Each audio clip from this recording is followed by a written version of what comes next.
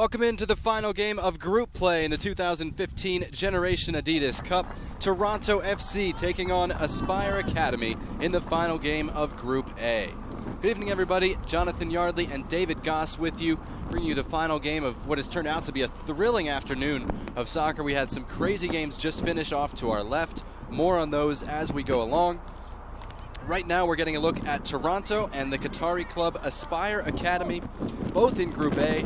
Toronto comes in 1-1, a 2-0 loss to River Plate, which has been one of the most impressive teams in the Champions Division, and a 2-0 win over Sporting Kansas City.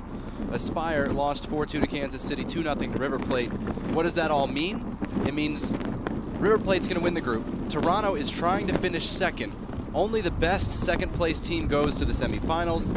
The tiebreaker is goal differential, and so Toronto FC need to win by 5 goals, or possibly by 4 goals if the total number of goals was high enough to advance. It's a big task, but if there's any team in this group against which they can do it, David, it's Aspire. Aspire has struggled early on in this tournament, and they actually were man up against River Plate at 0-0 and went on to concede 2 goals. They're also missing 2 of the starters from their back line in this game, especially their center back, Al Hitman, and so they're going to struggle potentially as a defensive shape. It could give an opportunity for Toronto. The other thing to watch out for early on, as you could hear through our mics, a strong wind coming through. Toronto has it at their back in the first half. The wind here at Frisco, Texas has heavily affected every game, including either the top level to the lower level. So it's going to be a factor. You want it in your favor. Toronto should try and take advantage. Look to see if Toronto could come out high energy, really push the game, see if they can pounce on Aspire Academy early. Now, Toronto should not be overconfident. Half of these Qatari players are internationals, very experienced club. They play international tournaments regularly. We're just telling you the scenario by which Toronto could advance. We'll see how the game plays out. Underway in Group A of the Generation Adidas Cup, Aspire Academy from Qatar in all blue, attacking left to right, north to south, into a heavy wind as we get this one underway.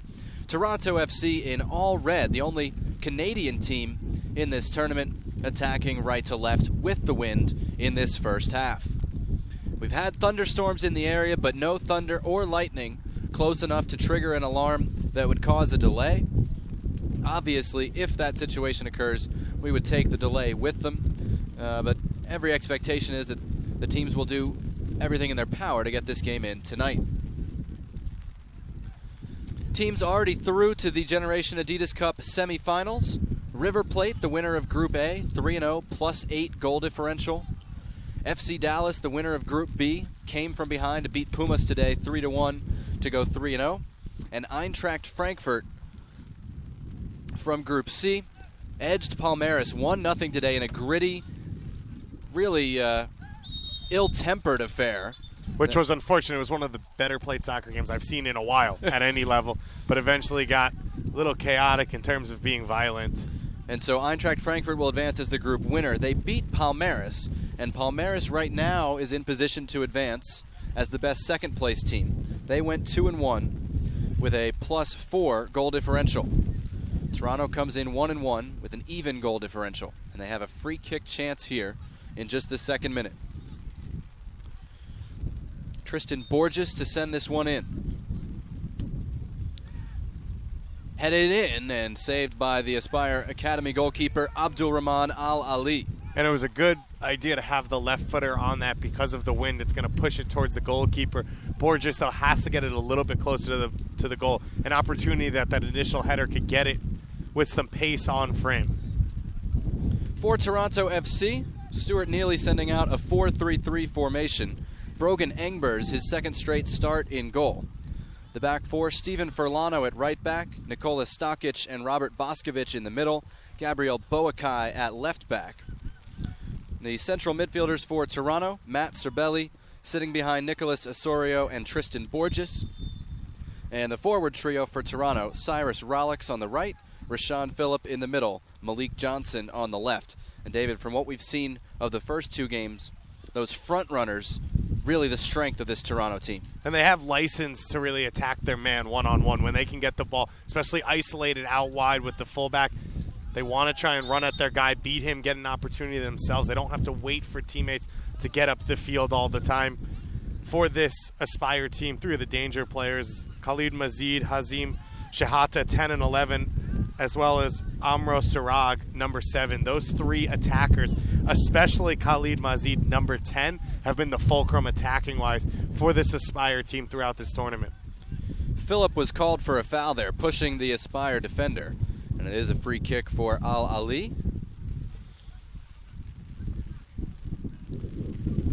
Again, about half of these players play for Qatar's age group national team that failed to qualify at the Asian Under-16 Championships in the fall. That was qualification for this year's Under-17 World Cup. However, they're not at full strength. Their captain, Khalid Al-Naimi, is injured, and another center back, Khalid Al-Hitmi, is suspended after picking up a yellow card in each of the first 2 games.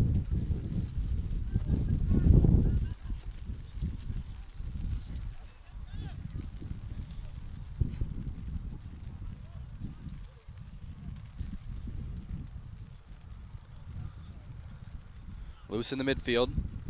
Ahmed Al-Megasib trying to play it long.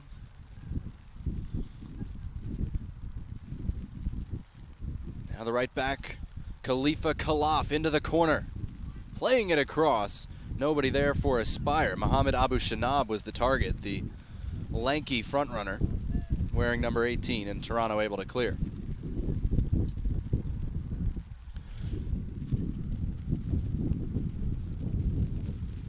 Neither team has really settled yet. These 2 teams still trying to feel themselves out, feel each other out. That's what we've seen a lot of games in this tournament. Teams starting slow the first 5-10 minutes, except for the top tier of team, the River Plate and the Palmeiras, who have jumped on teams early when they've done that. Rashawn Phillip pressuring this one as it goes back to Al Ali. And you have to pressure Al Ali. We saw in the River Plate game, even man up for Aspire, he struggled in his distribution, and when they put it back to him, if River pressured, a lot of times they could get a throw in the offensive half. So you have to be conscious of that. You have to make sure to pressure when you can. Really windy here again. It's gusting right to left in Toronto FC's favor in this first half. Not raining very much at the moment, just maybe a few drops. But we've had periods of much harder rain throughout the afternoon. The other game that just wrapped up, and we didn't tell you about yet, and it's not going to ultimately determine who advances to the semifinals or not, but Real Salt Lake were down 3-0 to Athletic Bilbao, which was trying to run up a big goal differential and be in that equation. Real Salt Lake came all the way back to win 5-4 in stoppage time. I think a lot of us were either preparing for this one or watching the Eintracht Palmeiras game and missed much of that, but including in that game a goal directly by a goalkeeper. What? Off a kick, the RSL goalkeeper scored a goal off a kick. A long kick bounced up over the head of the Bilbao keeper and in for the, I believe it was the 4th and tying goal. Their technical director, Craig Wable, here to watch that one go down. Showed up at halftime. That bit I didn't see. Then the run happened. Yeah.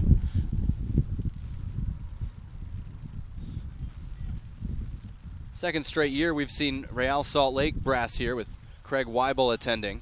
Last year it was then GM Garth Lagerwey and their owner, Deloy Hansen. And again, we told you 3 of those Real Salt Lake players from last year now with the first team. For FC Dallas, they beat Pumas today, and their operating partner, Dan Hunt, was out at the game. Yeah, their whole staff was out, as well as Matt Hedges, one of their senior players, a lot of the U18s, a lot of their front office staff. This FC Dallas ethos of their youth and their club and it being a family has been fun to watch so far this week. Oscar Perea has been like the father at a wedding, hosting everyone here, running around, knowing everyone, calling everyone Poppy, of course. It's been very fun. And getting called Poppy in return. Yes. It's been fun to watch, and it's been fun to be a part of so far. And fingers crossed that it ends up being that they have an opportunity to battle against Frankfurt maybe in the next round, which would be a great test, and a potential Argentina-Brazil matchup in Palmeiras River Plate. Unless Toronto has something to say about it. They haven't done a whole lot in the way of creating chances in these first 8 minutes. Scoreless here between Toronto in red and Aspire Academy in blue. Aspire coming out playing much better off of that tough loss against River Plate. One of the things we have seen is when they do concede, the heads kind of drop a little bit, especially in that River game, but so far coming out with some fire here in the third matchup. Boakai's cross fell to Malik Johnson, but now it turns over to Aspire.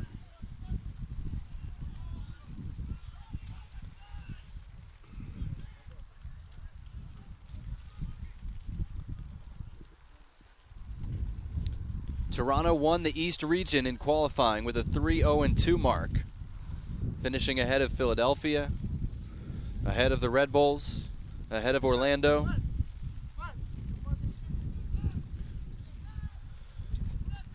So despite going 0-5 in last year's event, very confident team, and Phillip was racing into the penalty area but beaten to the ball there.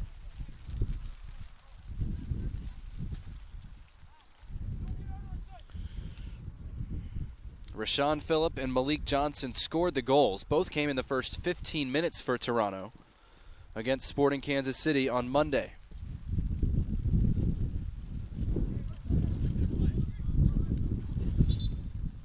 Our referee, Randall Kelly, will back the thrower up. The assistants today, Michael Piercy and Ben Wooten, and Mark Allaton, the fourth official.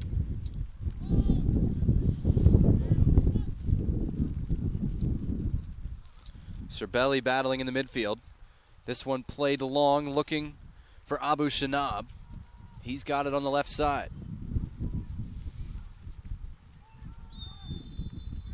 And Stokic lost his footing as he went into that tackle. And that made it much worse than it originally would have been. And Nikola Stokic going to pick up the yellow card here in the 10th minute.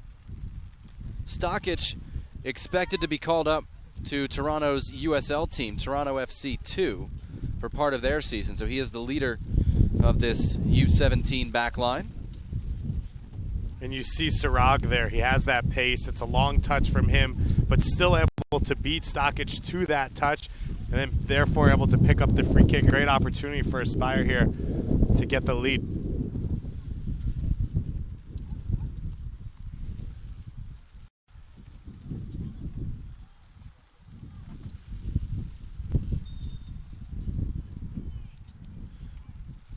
Free kick tipped over by Engbers, and they'll say it was off the top of the crossbar. He had it covered had it been on frame, and instead it'll just be a goal kick for Toronto.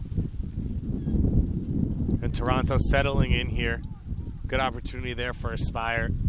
Haven't seen that maybe fire that we thought we'd see from Toronto and coming out and trying to force five, but in reality they're just coming out here trying to play a solid game and get a win. Yeah, my guess is the talk before the game didn't center on how many goals we're going to score. If that becomes a possibility, maybe that's a discussion at halftime, but got to get the first 1 and 2 before they can think about 3 and 4. Here's Phillip again, played it across the area, and Aspire half cleared it, falls back to Phillip, and he hit the outside of the net from close range. Fantastic control there. That ball comes straight out of the air.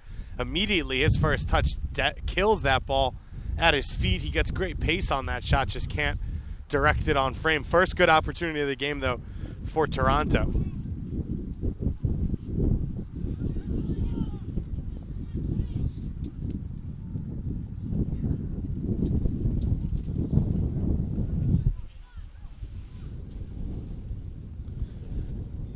Serbelli dispossessed in midfield, but Boskovic won it back for Toronto. Another hard sliding tackle.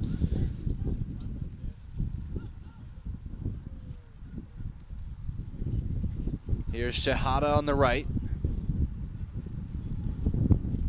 Good defending by Boakai for Toronto, and it turns over. Here's Cyrus Rollix out on that right side. Wasn't on the same page with Borges. And now the goalkeeper, Al-Ali, collects. And we were a little surprised maybe to see Abu Shanab, the striker, up top start in this game. He's come off the bench in the last 2 games as a late game offensive force. So Aspire here trying to spark their offense as well, trying to get maybe some goals earlier in the game here, an opportunity to play from a lead potentially. Well, it means that their leading scorer Abdulrahman Almudaka can come off the bench in the second half. Which is what you always want. Final game of the group stage.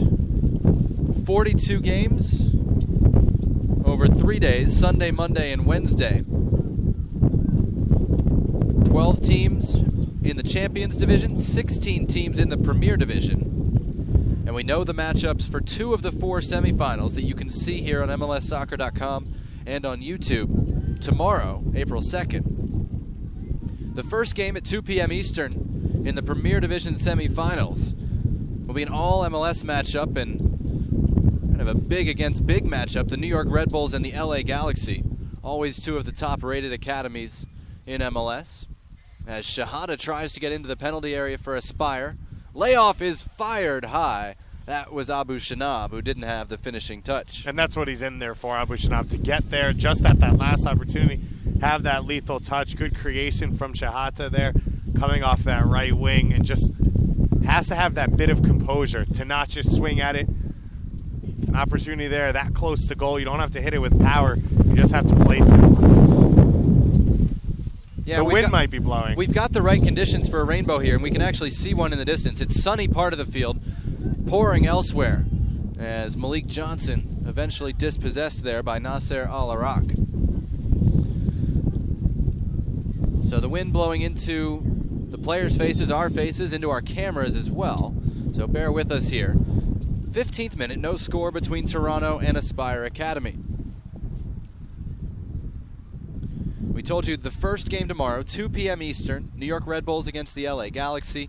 The other Premier Division semifinal will be at 4 p.m. Eastern, with Sagantos from Japan taking on Independiente Medellin from Colombia.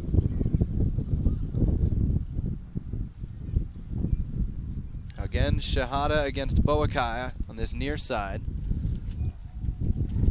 And Shahada fouled by the Toronto youngster. This is a veteran Toronto team in respect to this tournament. Only 2 99 birthdays, including the goalkeeper Engbers today.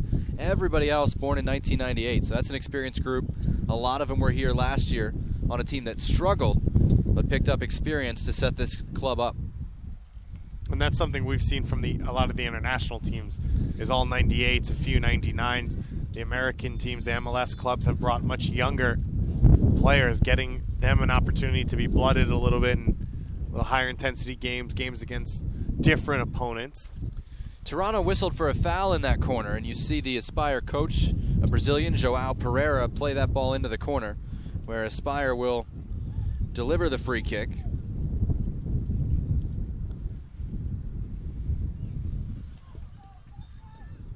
And it is Shahada with that left foot.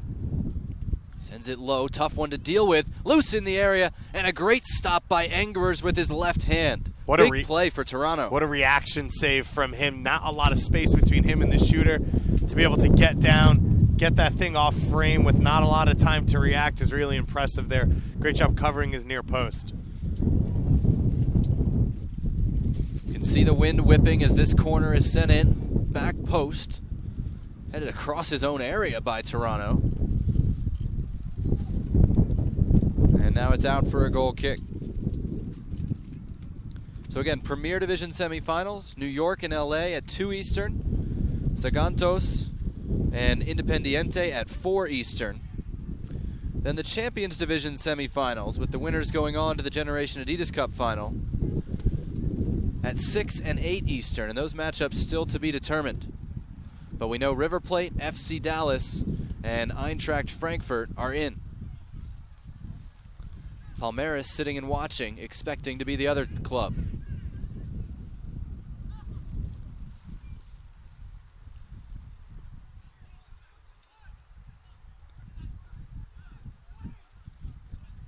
Aspire Academy has come out and looked very strong so far in this game.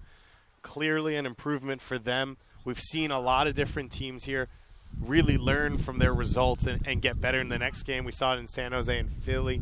We've seen it now here from this Aspire team, working much harder, much more cohesively in this game than they were in their last against River Plate.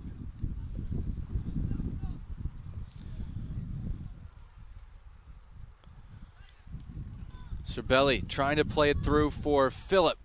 And it's going to roll out on this slick grass, and Phillip does a 10-yard hydroplane into the Generation Adidas Cup sign.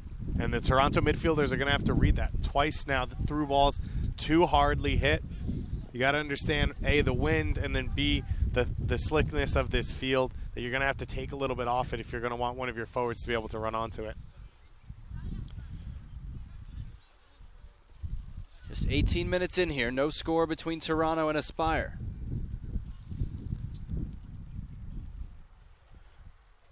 Mazid to Shahada. Back to the right back, Khalaf. He chips that one forward, but it's held up by the wind. The wind just absolutely controlling that one. You can see everybody had a hard time finding it, but it falls eventually to the feet of Khalid Mazid. Now one back by Toronto. And Mazid has license to roam.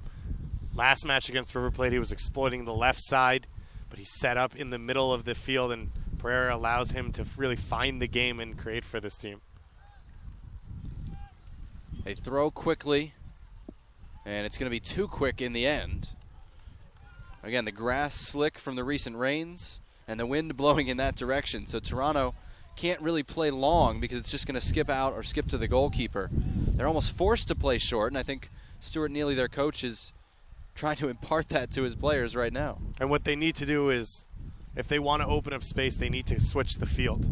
Get it wide, find one of your wingers there who can get isolated one-on-one and make something happen. And their wingers are speed guys, so they like the ball out in front of him, but in this half, that's not going to be a recipe for success. In the second half, when the wind will knock the ball down, it might be a good way to go.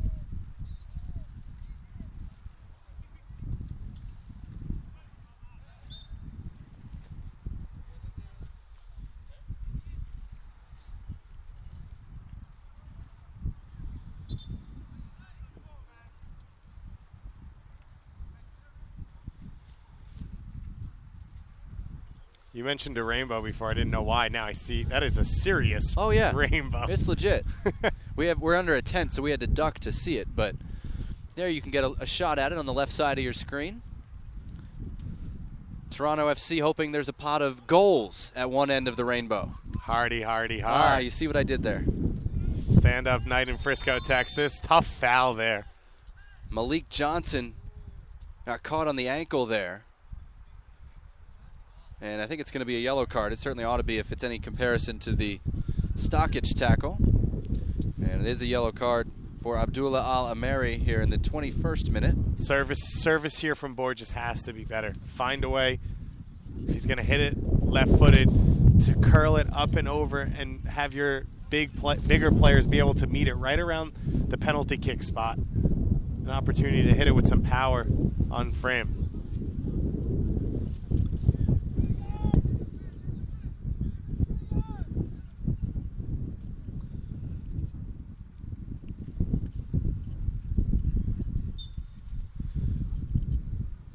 Tristan Borges delivers, headed up. Mazid trying to dribble at the edge of his own penalty area. We play on. Malik Johnson's shot is blocked. He might have gotten away with a foul prior to that. Johnson, I think, a little bit surprised no whistle was blown. Yeah, he knew he had committed a foul, and he was wondering what to do when it wasn't called. There's a 1-2 between Boakai and Borges. Sloppy touch by Malik Johnson with Boakai running ahead of him.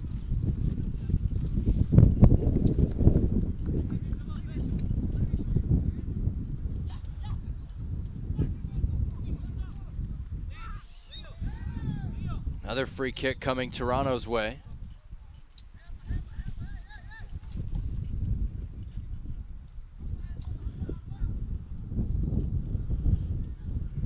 This one in a range for a possible shot from Tristan Borges. Yeah, which I'd like to see. I think with the wind to their back, it's going to give it that little extra kick.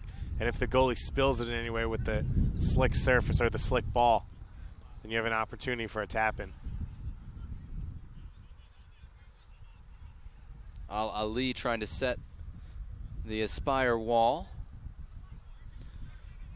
Borges discussing the free kick opportunity with Nicolas Osorio.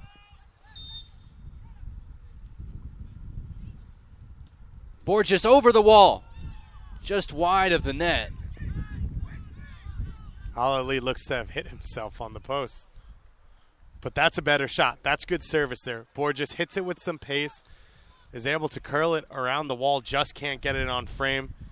Ali looked to have had it covered, but with this slick surface, if it comes off him or bounces in any way, so you see this shot coming in, it's going to be tough to handle.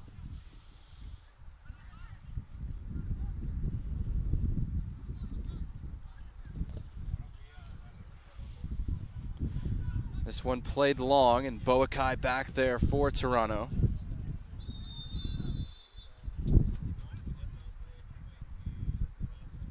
And the foul goes in Toronto's favor, I believe.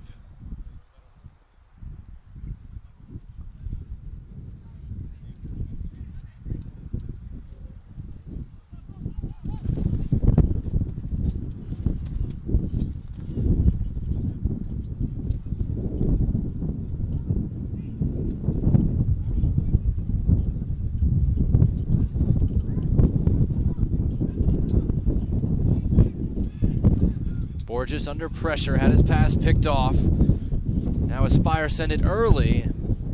And Engber's out there, dealing with it on his left foot. Got it to Malik Johnson, but handled that one off his shin for an Aspire throw. It was good work there from the goalkeeper, though. His touch was pretty clean, and it was a pass on point. And there just doesn't seem to be that chemistry right now for Toronto. It seems that a lot of their players are on different pages, and they're not able to link up so far. Furlano got that one ahead to Rollix, battling for it, and used his arms. He'll be whistled for the foul.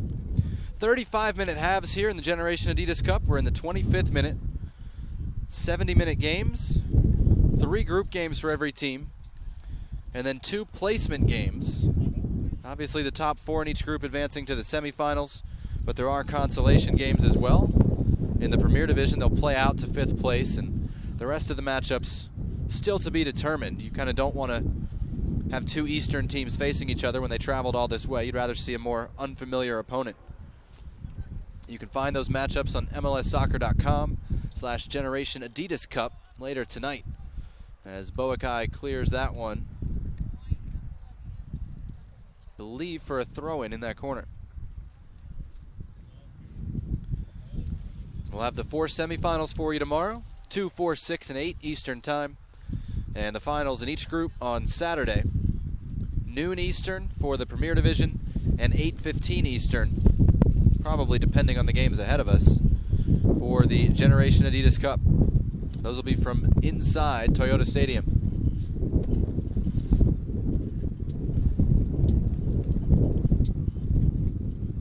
It's cleared out for an Aspire corner kick.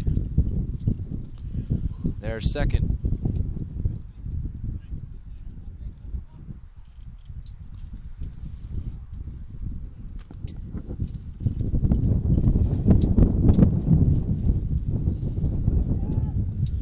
Shahada and Mazid standing over it.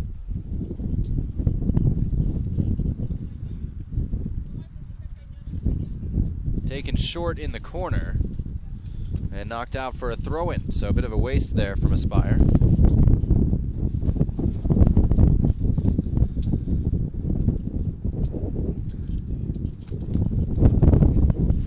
Nice moves by Mazid. Sends the cross in, headed out in the center of that Toronto defense. It's Malik Johnson working back. And Borges was fouled on his way through the midfield.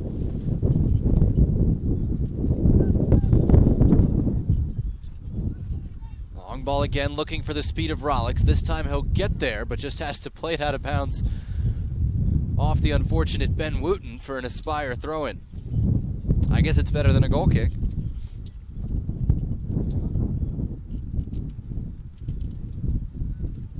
And you see there, if you can play the, now of course it didn't work out perfectly, but if you can play it into the channels wide and not down the middle, those through balls, you can use your speed to beat the man. But once you get possession, you still need someone crashing down the middle to give you an option for a potential goal scorer.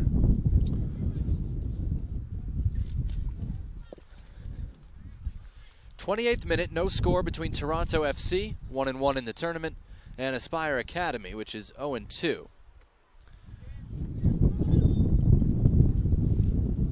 Now, if you've heard of Aspire Academy, they bring in top soccer talent from all over the world when they can find it. Most of those players compete on a different team, Aspire International. Aspire Academy is for the domestic, mainly Qatari players. And so that's the team that we have here. I believe there's 5 players on the field and several more on the bench again who were part of that Qatari U16 national team last fall. The Aspire Academy, all sports, not just soccer, Yes. one of the top sports academies in the world, and their soccer director is the former U.S. national team World Cup coach, Bora Milutinovic. So, he calls himself Bora Mundial, I do believe. I wasn't going to say Milutinovic without you saying it first, so I went there. I appreciate it. All I can promise you is I know he's not listening, so I don't have to worry about it. Floated into the penalty area. No problem for Brogan Engbers in the Toronto goal.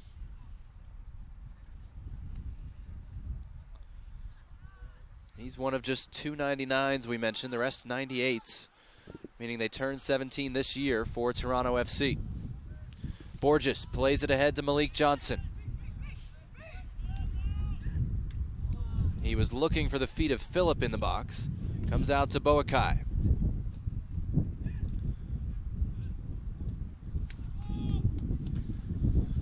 And right there, you had an opportunity for an interchange between your left winger and your left back to maintain possession. They both tried to play that cross in, but at the top of the box with that type of pace, it's going to be tough for your forward to control it. He can't knock it in for a goal. So those are the type of situations we see a team like Palmeiras maintain possession in a situation like this.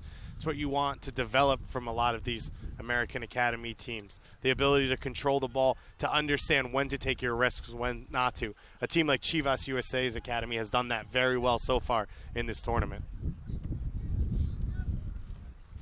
Now, Toronto FC's Academy does not play in the U.S. Soccer Development Academy system, while Vancouver and Montreal do. Toronto's teams play in Ontario provincial competition, usually against older age groups. Good confidence by Boscovich to play out of the back for Toronto, and they get the foul call in front of the Aspire bench.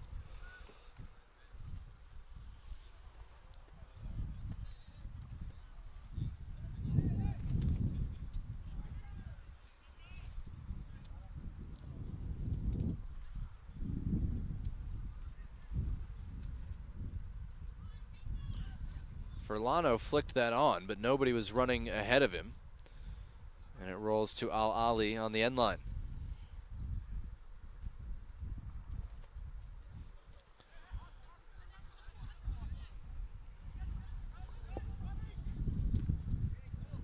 Good pressure there for Toronto High, able to win it back and immediately counter. Boakai to Osorio, shoots, and Al Ali down to his right to make the save. And that's the style that you thought Toronto would come out with. High pressure, try and win that first cleared ball and then immediately push it down the middle of the field when you have that center back pulled out wide. Stockich into the challenge, and now Furlano will go backward to the goalkeeper, Engbers.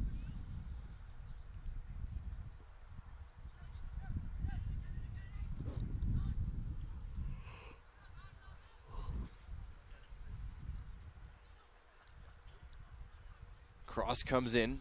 They try to lay it off to the top of the penalty area. Awkward bounces in the area, and good defending by Boscovich to knock it away.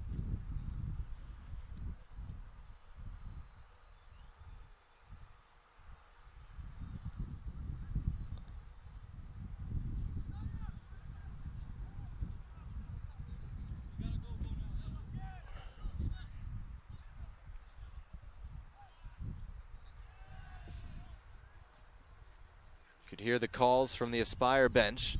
Toronto plays on. Here's Rashawn Phillip, I beg your pardon. Dummied for Furlano. Hits it with his left, but over the top. And now we'll get treatment for the injured Aspire player. 2 players actually are down. back behind the play, back in the Toronto half. Toronto now, the last 5 to 10 minutes, the attacks really started to link up. They've gotten some openings. They've been able to pull a defender or two out of position. They've had some success down the left wing.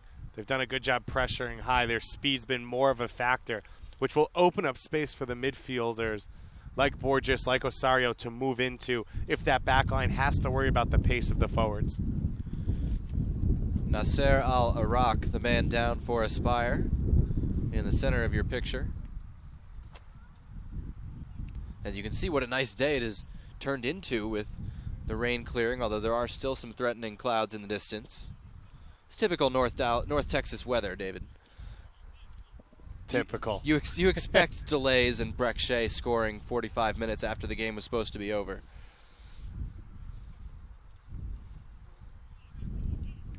And this has been a phenomenal tournament so far out here. Just constant games going on. A lot of quality across the board. A lot of entertaining matchups that we've seen so far, and will look most likely just to get better. And people are going to look at it and say the international teams mostly dominated, and rightly so. In many cases that's true, but the important thing is how the MLS teams reacted to that. And we've seen it over and over, whether it was even Chicago, which has had one of the biggest struggles of the tournament, recovering in its second half today, or whether it's Real Salt Lake coming back from a 3-0 deficit to win 5-4. Teams are learning on the fly and improving within the tournament, even within the same day. And that's the reason Alfonso Mondello and Major League Soccer tried to bring in such difficult opposition.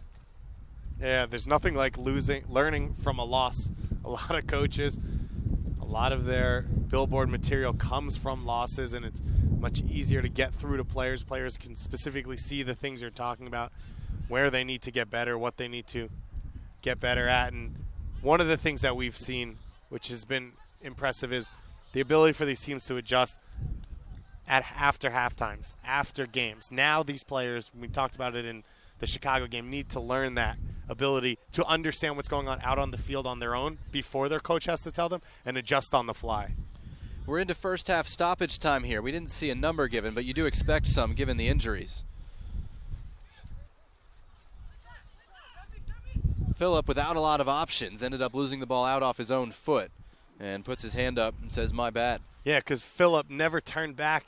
He had his help there from his left winger. Just turn back, give the ball back, maintain possession if you can, getting it to Johnson's feet, and he had 3 defenders around him, kept his head facing only towards the goal.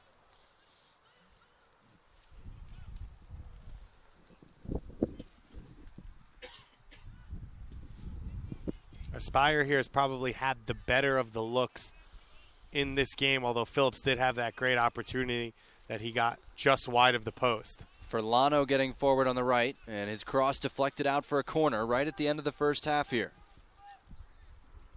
Toronto has been coming on over the last 10 or 15 minutes, and this would be a heck of a way to cap that stretch if they can get one here. Borges over to take it, as he has most Toronto set pieces today.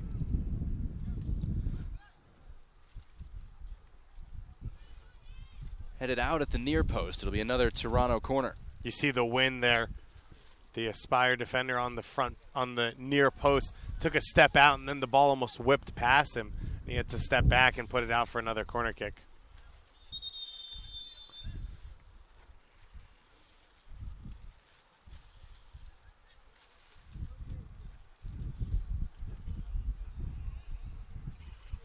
Yellow card there to Amro Ali Sarag. Sarag, a big height disadvantage as he attempts to mark. It looks like Boscovich there. Yeah, he's a whole head shorter.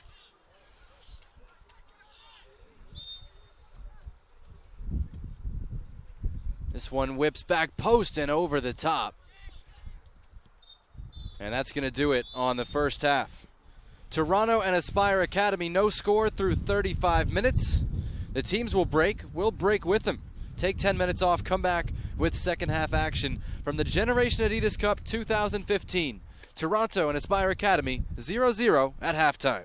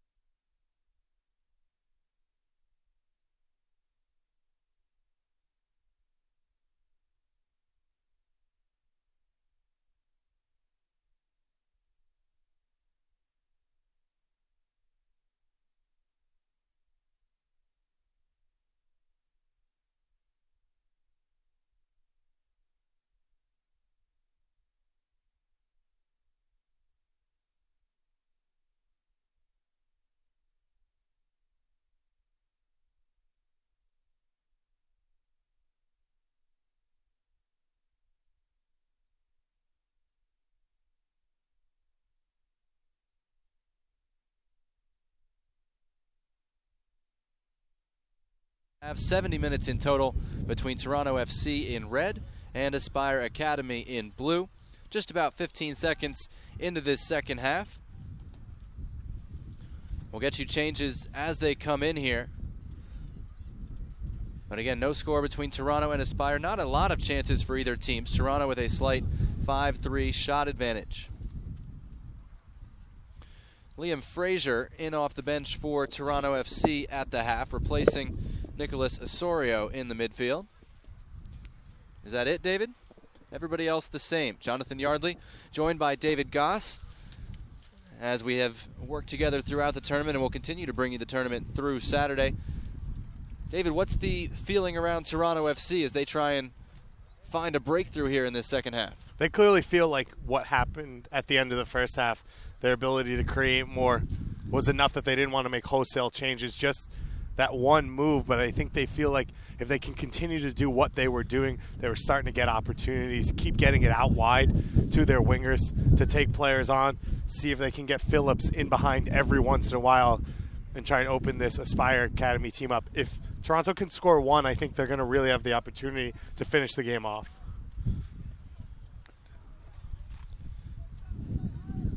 Throw comes down this near side, headed out with a hard challenge from Frazier just into the game. And Frazier now gets to do battle with Abu Shanab up top, who feels like every Toronto player that's gone up in a battle with him is really geared up for that opportunity to go against the big guy. At this age, he seems kind of like a Peter Crouch-like figure in his gangly stature. Throw in for Hussein Bazad right in front of us. Chance for a cross. And it's chased down by the combination of Shahada and Boakai. Gabriel Boakai comes away with it for Toronto. Slowed down by Al Megasib. And now it turns over. Kind of seen Boakai's potential in flashes today, but hasn't had the finished product going forward. Yeah, he has the speed. He has the idea of what he wants to do. Ball control has been iffy at times, but you can see, like you said, that ability to potentially be a fullback who can just really push forward, bomb forward, and create for his teammates. Ashton Morgan and Daniil Henry, of course, examples of Toronto Academy products who have made it to Major League Soccer as defenders. The list goes on and on at other positions.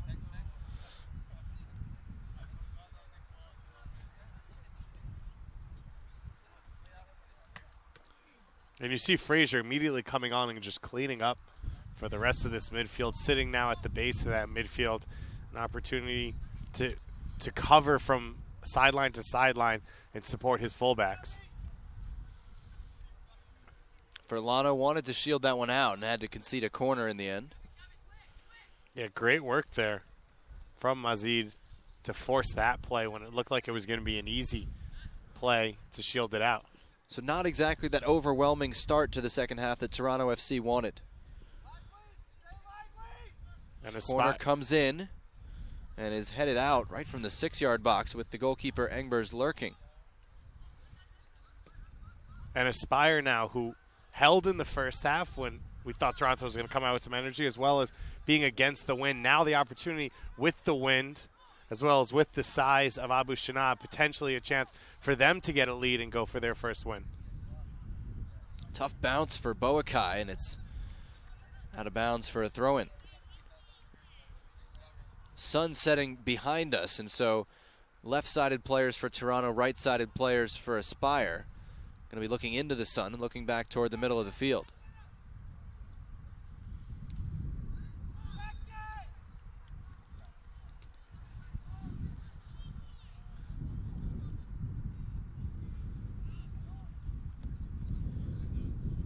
Here's Mazid again. Great feet. Had to try and bring that one down with his head and turned it over. But Aspire win it right back.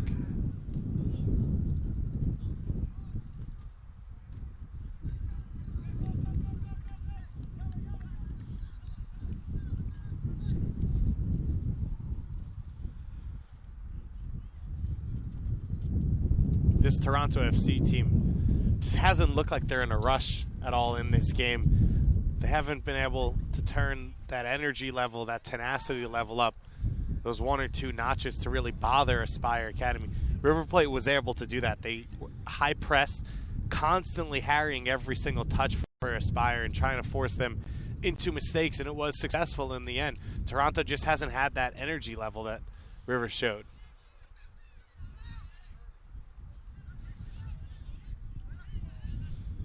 Furlano just got a toe to that to keep it moving to Phillip.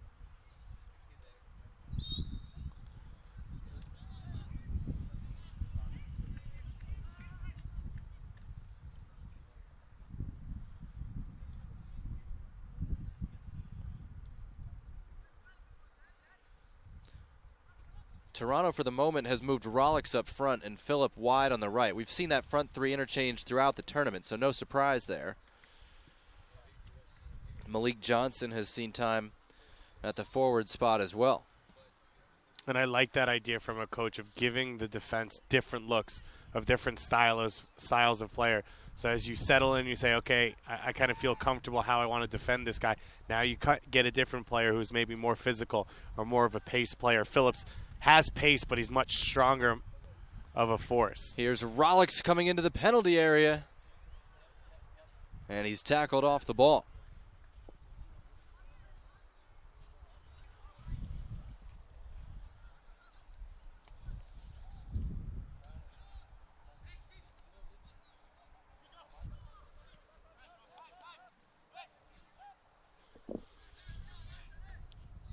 Good confidence from Engbers, the goalkeepers. Toronto try and build out of the back.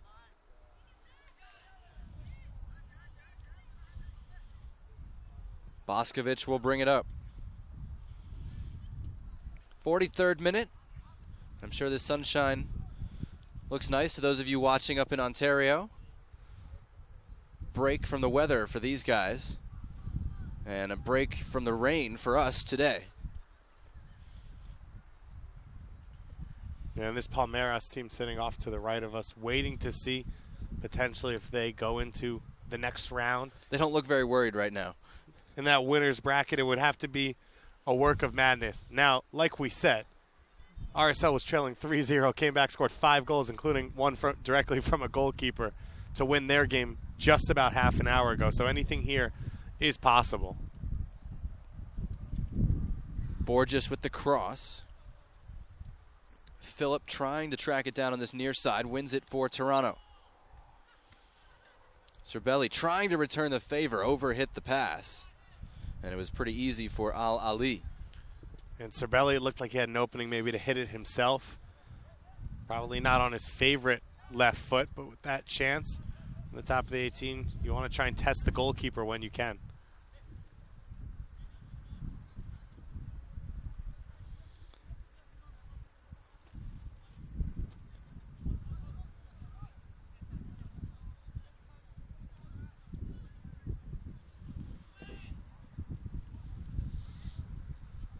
Frazier got to that one first for Toronto. Good work to get it ahead to Rollix. And now he's taken down in the middle of the field by Ahmed Al-Megasib. And it'll be a free kick for Toronto.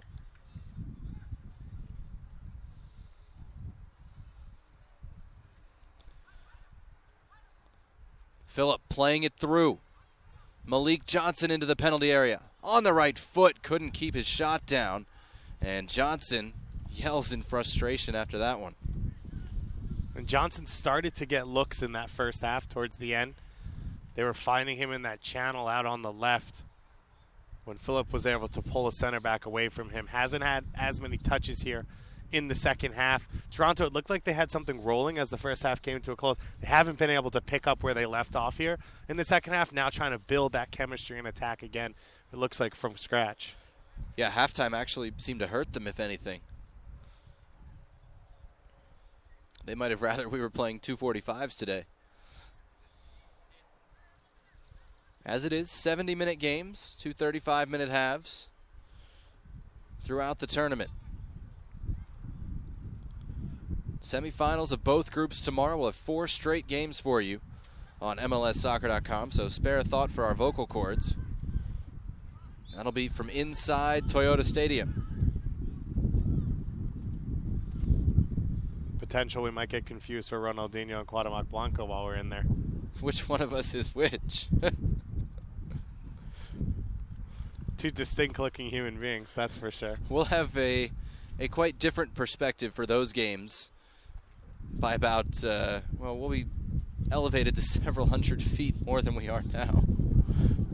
And it's an exciting experience for these players to get to go into the big house, to get to play on a facility like that, a world-class professional facility. It just adds to the wrinkle of this tournament, of these experiences for players to put into their backgrounds, to not be nervous when in the future. Borges floats it in, Toronto keeping it alive. Now it comes back out to Boakai. Struggled to get that one to settle down. Now just has to knock it long, and the offside flag is up against Cyrus Rollix. And it was a good idea there from the goalkeeper, Al-Ali, to hit that ball quickly to try and play a striker into space when Toronto was pushed up the field. Just couldn't hit it cleanly. That's going to be a foul whistled against Boscovich. And a yellow card as well for him here in the 47th minute. So now both center backs for this Toronto team have a yellow card. They'll have to be careful.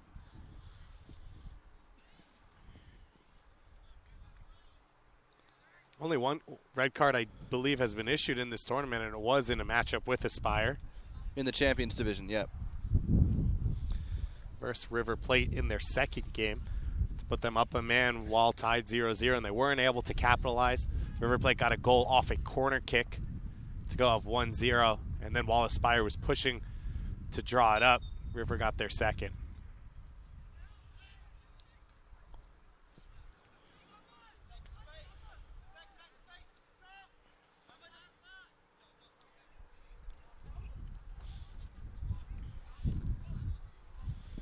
Neat footwork here by Sarag. Tried to get past Furlano 7-on-7, and Furlano able to clear that one, but only for the moment.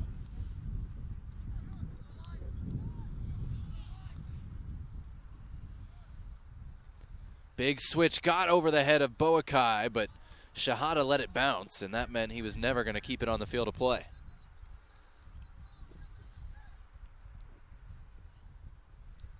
No score, Toronto FC and Aspire Academy. Not a lot of clear-cut chances for either team in this one.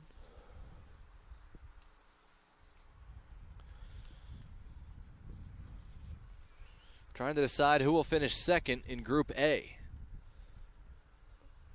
River Plate clearly on top with a 3-0 record and a +8 goal differential after they hammered Sporting Kansas City 4-0 earlier today.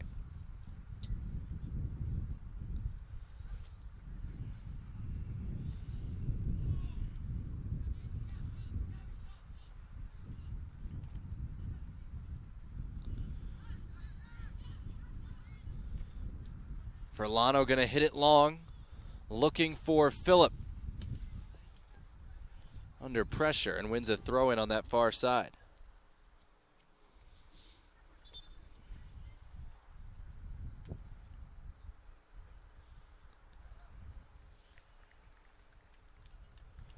Substitution coming for Aspire. The towering figure of Abu Shanab will depart.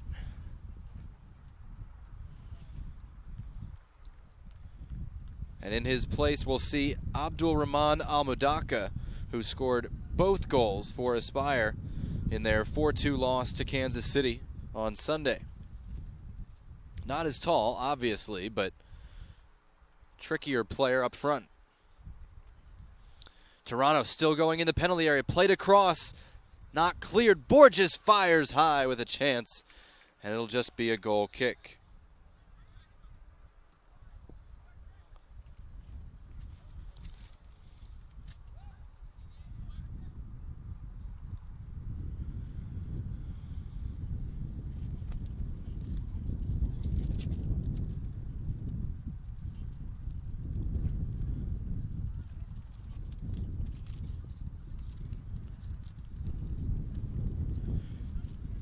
Alex Ziss coming on for Toronto here in the 51st minute, replacing Cerbelli in the middle of that Toronto midfield.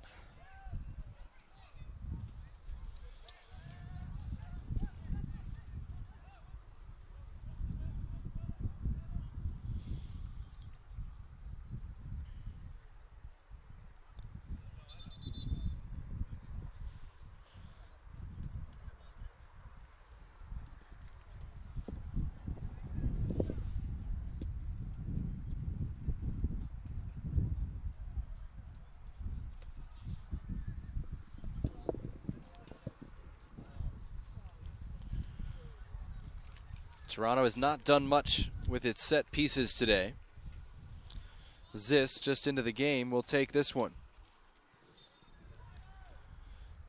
Takes it short to Borges with the left foot. Going to hit it from distance over the top. And onto the FC Dallas practice field behind the goal. And that wind allows you to really lay into it, to strike it hard, because it's going to drop it down, and so you can get some power on it. Let the wind take care of it and get it on frame.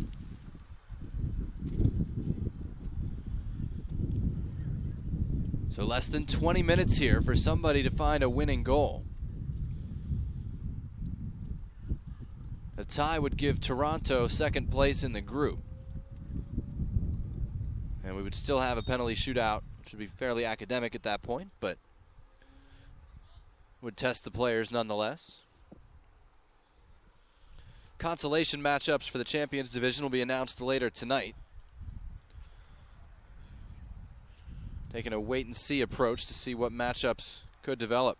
This is played in low and deflected up and out for a, off the back of the crossbar for a Toronto corner. But once again, we see set-piece service just not enough for Toronto. From a position like that, to not even be able to get it in the air, not beat that first man, those are the basics there to give players an opportunity just to make a challenge on the ball, potentially have it knocked down. Again, too low from Ziss. It's sent right back to him. Much better delivery there. And a push off against Toronto. That was pretty clear, and I'm at the other end of the field. It'll be a free kick to Aspire Academy. And this Aspire team has turned around and played a good game here today. They've been much more organized defensively. They've had their offensive looks, although they haven't controlled much of the possession here in this second half, but they've been even with Toronto. It's definitely been a much improved performance for them.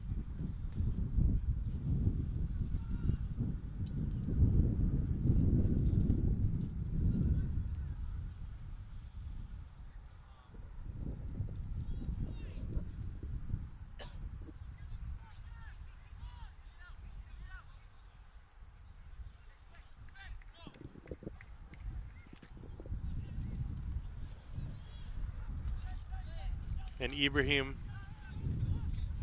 Al-Ahmad, who came in off the bench, has been pretty active in this game, coming in, sitting behind the forward. We saw there, he made that run, but doing a good job ranging sideline to sideline just to be a factor anywhere he can, coming in for a late tackle to help out his teammate or pick up possession. There was Boakai trying to get forward for Toronto, and in response, Aspire tries a long ball that doesn't work. We told you Toronto struggled last year, but historically, it's been feast or famine for Toronto at the Generation Adidas Cup. They were second in 2012, lost to Philadelphia on penalty kicks in the final. Here's Malik Johnson for them, backward to Boakai. In with the right foot, tipped over, and the rebound headed home. Toronto takes the lead, 55 minutes in. The shot off the crossbar, and Cyrus Rollix, the diving header to finish it off. And Boakai once again gets that space there. Ball cycled back to him, gets space, and is able to get his laces through it and hit a really powerful, I think it was a potential cross. But either way, shot or cross, he does a good job making the goalie just play it in any way. And then the easy finish in the end for Toronto to get the opening goal. We told you the numbers game. For Toronto to advance to the semifinals, they would have to win By 5 goals, definitely. 4 goals, I believe, would send us to disciplinary points. And I will admit that I'm not sure who has the lead there. I would wager Toronto, but it's a long way off. Palmeiras sitting on 6 points and a +4 goal differential. Toronto now in line to go to 6 points, just +1, however.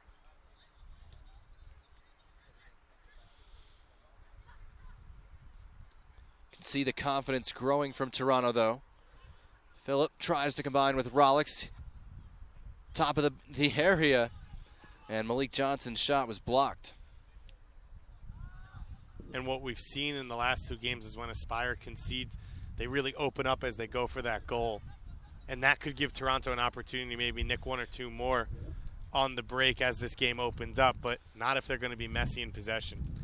And that kind of combination play from the 3 forwards is what we had seen when Toronto was at its best throughout the tournament. So perhaps a good sign if they can get Rollix, Phillip, and Johnson on the same page.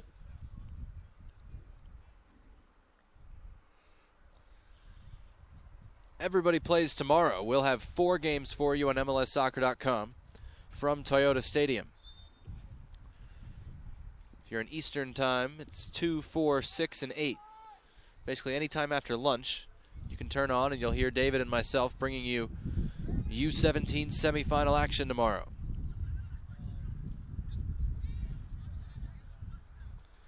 Frazier with a man on his back. Fights to get the ball. Boskovic and Almudaka collided there. And Boskovic has to be careful. I beg your pardon, that was Stokic, my fault. He has to be careful because he's carrying that yellow card. It's true of either one of them. Yeah, and starting to get in a little bit of a tussle along that front line with Aspire, and so they have to be careful to make sure they keep their emotions in check.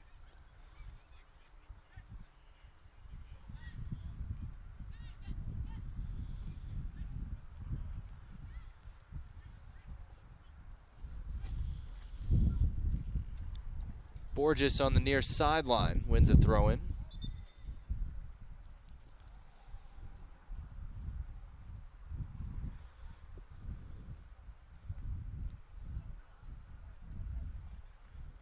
And we'll get another sub for Aspire here in the 59th minute.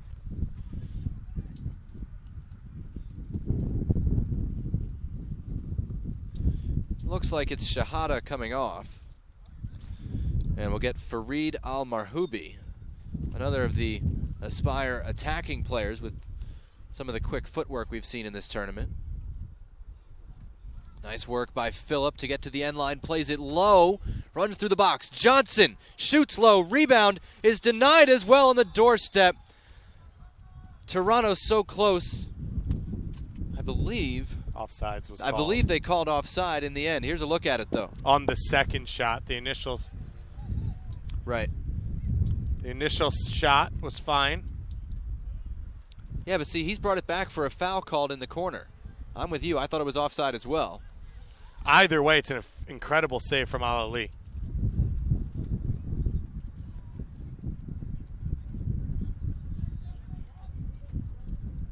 That could have put Toronto up 2-0 and given them a fighting chance to get to the 4-0 scoreline required.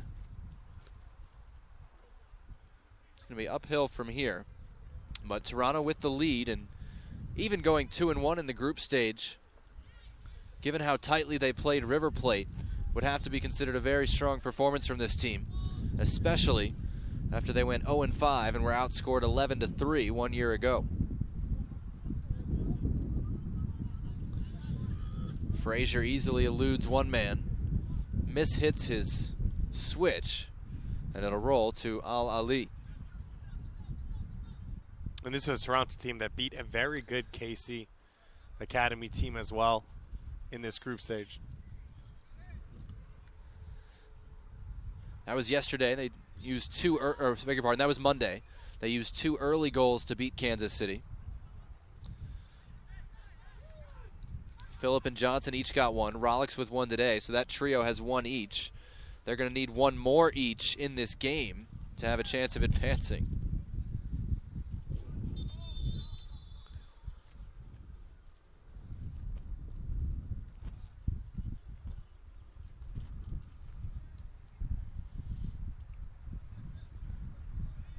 collision with the Aspire bench there.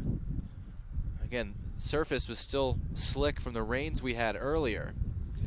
And Randall Kelly, the referee, going to confer with Michael Piercy, his assistant, before deciding how to adjudicate this one. And it's going to be an Aspire free kick.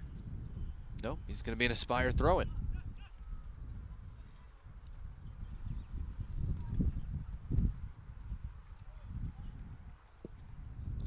Rich Lord Ennin just into the game for Toronto FC.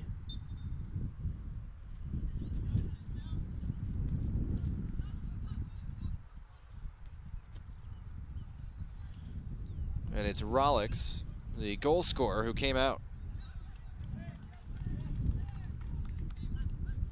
We've seen Ennin start and play amongst that Toronto front four, so it's another tricky presence there. He'll be wide on the right, and Phillip will go back to forward.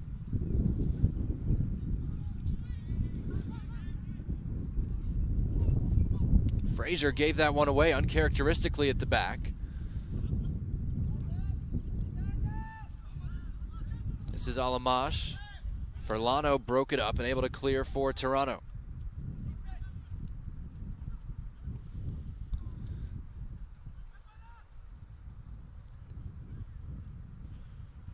One played through and ended up coming off the back of the center back Alameri and turning over for Aspire. Bit unlucky there for Toronto.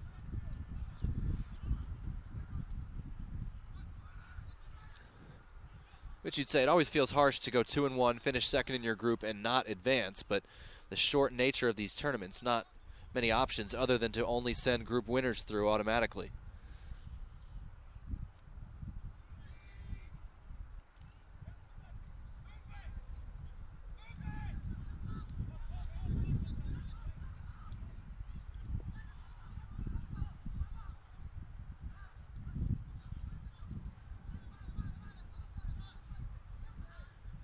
Borges couldn't keep that in. It'll be an Aspire throw. 63rd minute here. We're playing 70. Toronto 1 and Aspire Academy from Qatar, nothing.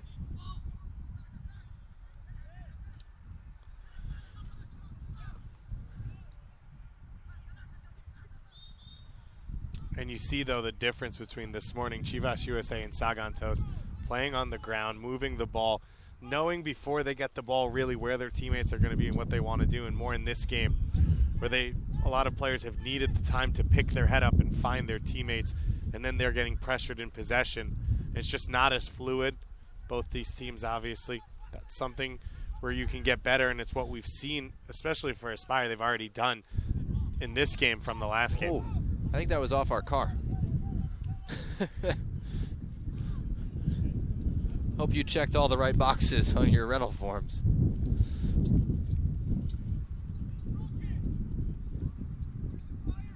It's better than being at a baseball tournament and having the ball hit your car, because then you're really in some trouble. The Toronto goalkeeper, they're rushing to get the ball back in play to get an additional ball. And his coach telling him, where's the fire? Leading here 1-0, not really the ones that want to push the pace and get the ball back into play. So you're telling me they're not hoping for 4 or 5-0 at this point? Maybe they just want to leave it dramatic, 4 goals in extra time. Maybe he was literally asking where Chicago was. Jonathan Yarley, da-da-da. If only we had a laugh track. That call goes Aspire's way, to the dismay of Furlano. MLSsoccer.com/Generation Adidas Cup. Your site for all the information on this event.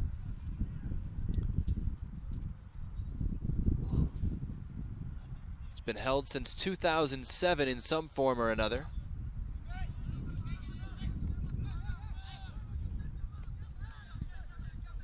And we talked to the directors of this program. We talked to Coach Preya here about this tournament, and he said the quality in the MLS academies has increased exponentially since it began, but also the opportunity now to play these top international teams has really brought more value to this tournament, a chance to test yourselves against the best in the country, as well as to see these other styles of play, to see the other qualities that these teams bring, have made this a stronger experience.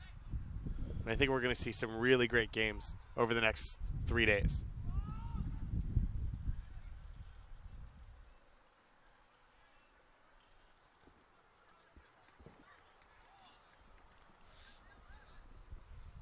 I'm going to kind of miss our setup out at the 4 fields. Fields 4, 5, 6, and 7. Or, well, we've got 8 as well. 4, 5, 6, 7, and 8. Yeah, it's always fun when you have so many games going on, so many teams walking by, a lot of different coaches of different levels out here watching players play from the college game, professional ranks, national team ranks. We've seen a who's who of former MLS players, from John Michael Hayden, who many of you may not have heard of, to Carlos Bocanegra, who most of you have. Craig Weibel, Richie Williams among those. Dave Vandenberg we saw today. It's a corner for Aspire. Alamash sends it in. I'm glad you ended that list with Dave Vandenberg as the big finish on that one.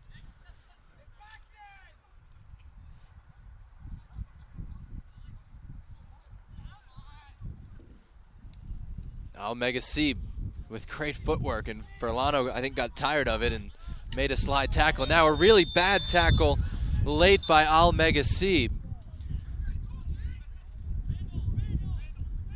He caught Phillip right in front of us. And it's a straight red card for Almega Sieb in the 68th minute. Late and got his studs up. And Phillip on his feet now. You see Borges is down. That was a separate play. Yellow card in this one. He definitely showed a red card. He did. He showed a yellow, then he showed a red, but the player has remained on, and the referee said to him, no more. There can't be any more if he's not in. He said, my bad, I thought he was on it first. So it is a yellow to Almega Sieb.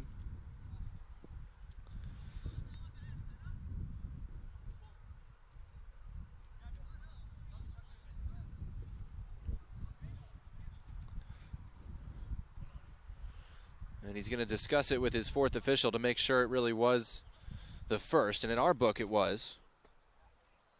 The other yellows went to 15 and 7, and this was 16.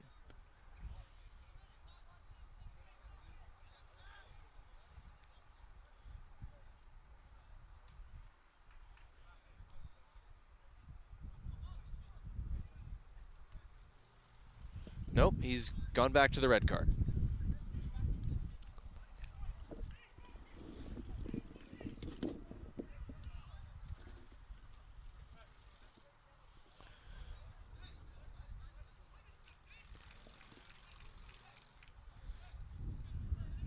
So it is a red card to Ahmed Almega Sieb in the 68th minute.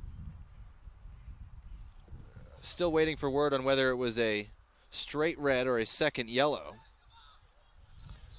If it was a second yellow, I think they've got it wrong because he didn't have another one in the game.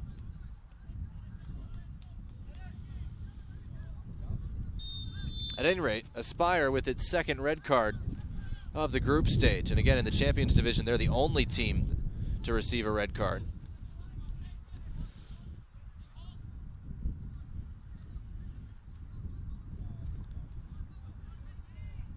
Nice work by Enin. Borges tried to play it through for Phillip. And the offside flag goes against Toronto. 30 seconds left in regulation. We'll have a little bit of stoppage time here. Toronto's not going to reach its goal margin, but they are on track for a second win of the tournament.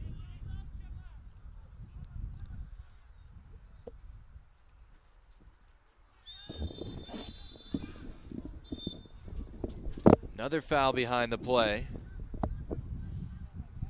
Yeah, and the Aspire Academy coaching staff not happy. They thought that on that red card that it was an initial mistake, that the referee thought it was his second yellow, like we did. Which is what he said. And that when he realized his mistake, he gave him a yellow card, and that the TFC coach may have said something saying it was a red card. I don't know why that would persuade the referee, though, in any way. So now the coaches are having words, as you can see, with poor 4th official Mark Alatin in between.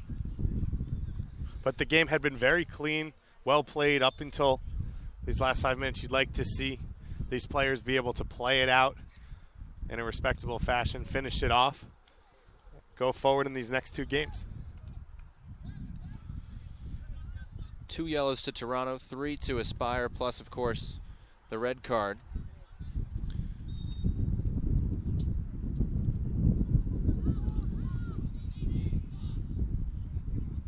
I think everybody's okay with this one ending 1-0 at this point.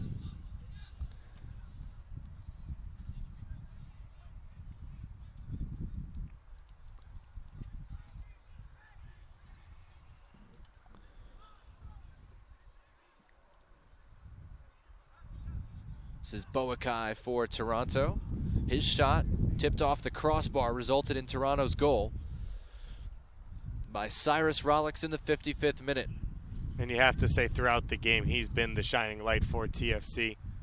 A lot of the quality attacks have come down. That wing, as you said, his shot ending in the goal. He's been a vocal leader as well throughout this game. Frazier with a pretty clean tackle. I don't think he touched the opponent, and he's going to get a yellow card for it.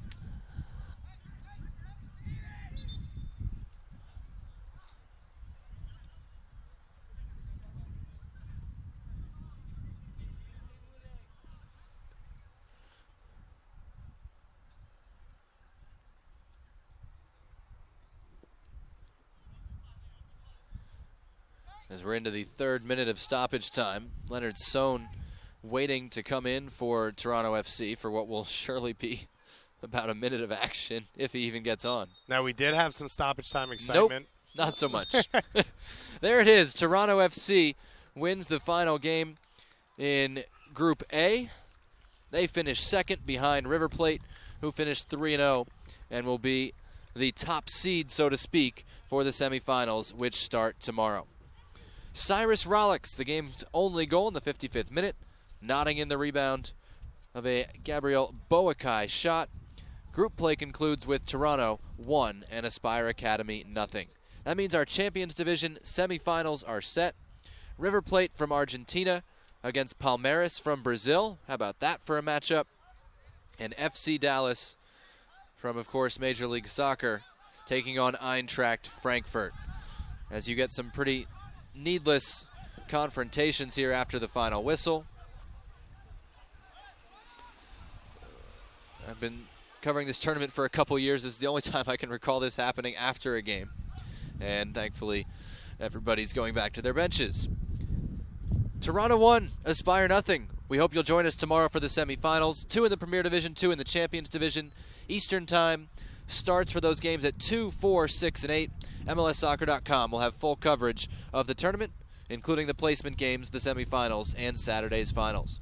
For our entire crew, from my partner David Goss, I'm Jonathan Yardley. Thanks for watching tonight. The final, Toronto FC 1, Aspire Academy 0. On to the semifinals. We'll talk to you tomorrow from North Texas.